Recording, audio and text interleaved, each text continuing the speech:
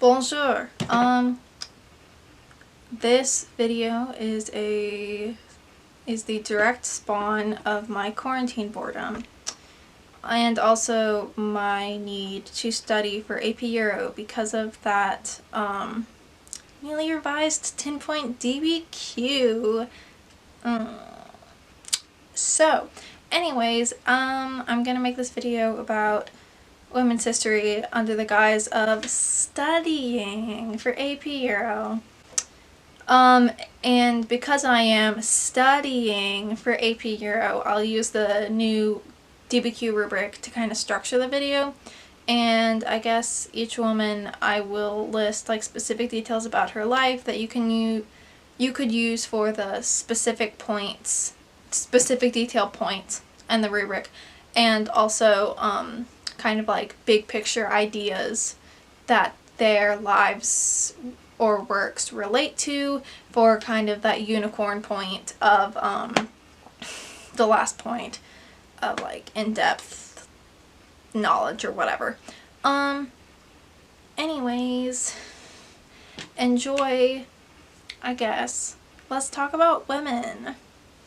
So first up is Isabella of Castile, and I kind of jokingly call Isabella and Ferdinand of Spain the power couple of European history, because even though they did some not so great things and like murdered a bunch of innocent people because of their religion, they definitely knew what they wanted and they got it.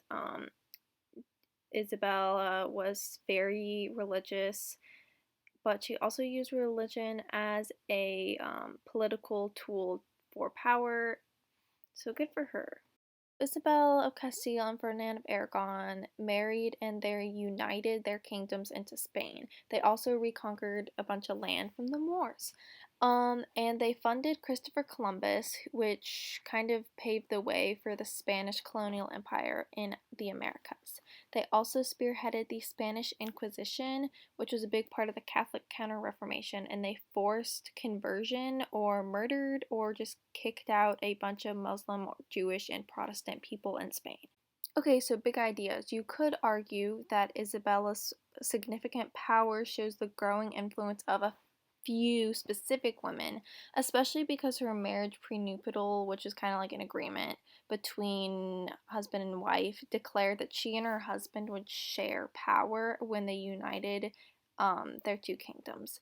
Also, her and her husband were referred to as the new monarchs, and you could talk about the revival of monarchies after feudalism. Next is Elizabeth I, the best queen of England, and I absolutely adore her. She is a spunky queen whose trademark was being a virgin. She guided England into a golden age, cleared royal debt, and is the reason secular theater ever gained popularity thanks to her support. The British Navy defeated the Spanish Armada under Elizabeth, which showcased the growing power of England, especially its navy.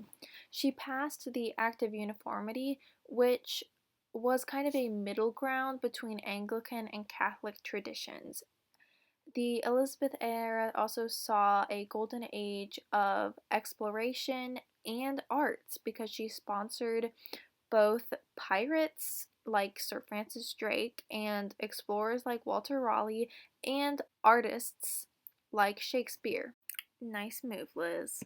So, big ideas. We see women in men's sphere of society because she has substantial power as a monarch. She is also a politique, which means she puts state affair and the well-being of the state over literally anything else, including religion, which we see with the Act of Uniformity. And we also see in her reign growing English power both through exploration and the defeat of the Spanish Armada. Next is Artemisia Gentileschi. She and her father trained with the famous Baroque artist Caravaggio, famous for intense and unsettling scenes, which influenced Artemisia. After being raped by the artist Tozzi, she actually pressed charges, and after 7 months of trial, Tozzi was found guilty and exiled from Rome. But the Pope basically annulled that because he was so talented. She went on to be commissioned by the Medici family and invited by Charles I to visit England due to her artistic ability and fame. In 1976, Anne Sutherland Harris said she was, quote, the first woman in the history of Western art to make a significant and undeniably important contribution to the art of her time. She painted Judith slaying Holofernes, and she drew on her own experience in pain to paint powerful women, especially from mythology or the Bible or history. She was also the first woman admitted into the Academy of the Arts in Florence. Big ideas here. We see women in men's sphere of society with like art and her being in the Academy of the Arts. We see women showing traditional male attributes like seeking revenge with Judith slaying Holofernes.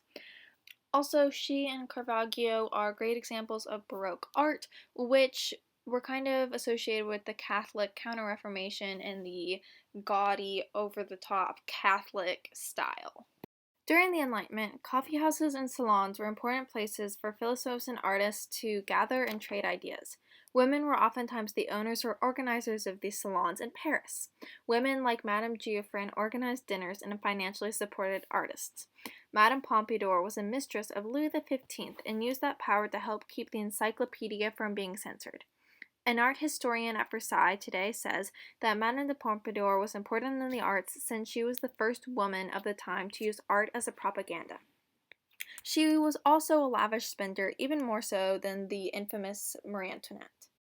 Okay, so some specifics. The salon in the Hôtel de Rambouillet was run by Madame Geoffrin and was a hotspot for enlightened thinkers, including, some people think, Voltaire. These women were also patrons of the arts, and Madame Geoffrin provided financial support for the encyclopedia, and Madame de Pompadour helped prevent it from being censored. And we all know that the encyclopedia was kind of a big deal for the Enlightenment. Big ideas here in the Enlightenment. The print culture and the faster dissemination of info was a big deal, so the salons were a big part of that. And we also again see women in men's sphere of society because they're playing an active role in politics.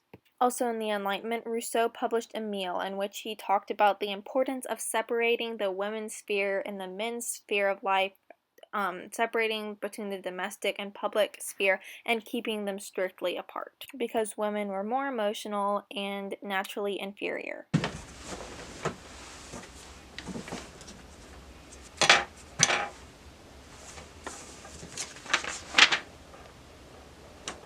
So this gal, Mary Wollstonecraft, was like, LOL, I can write too. And so in response to both Rousseau and other happenings of the Enlightenment and the French Revolution, published A Vindication of the Rights of Woman, where she said that society had made women flitty and weak of mind, and there was not any natural inferiority there, and that with a good education, women could be academically equal to men.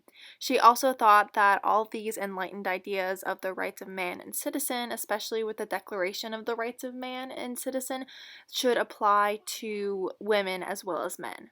This is the best example, I think, of women in men's sphere society because she's literally writing about why women should be allowed to be in men's sphere of society. She also has an emphasis on women's education and academic equality, which is also going to be a big deal in subsequent women's movements. Thanks for watching.